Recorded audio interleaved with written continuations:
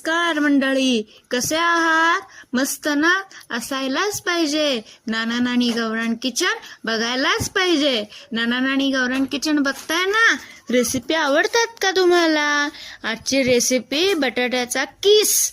बटाट्याच्या किसासाठी काय झालं, आज आहे माझा शुक्रवार आणि मी सकाळी साबुदाणा भिजवायचं विसरून गेले. मग आयत्या वेळेला काय करायचं, तर बटाट्याचा किस ही माझ्या सासूबाईंची रेसिपी आहे. त्याच्यासाठी मी मध्यम आकाराचे बटाटे धुवून स्वच्छ घेतले.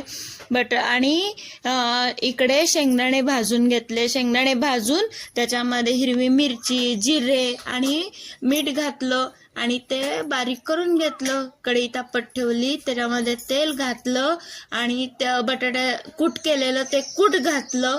बटाट्याचा खीस परतून घेतला, चवीपुरतं मीठ घातलं आणि बटाट्याचा खीस खायला तयार, रेडी.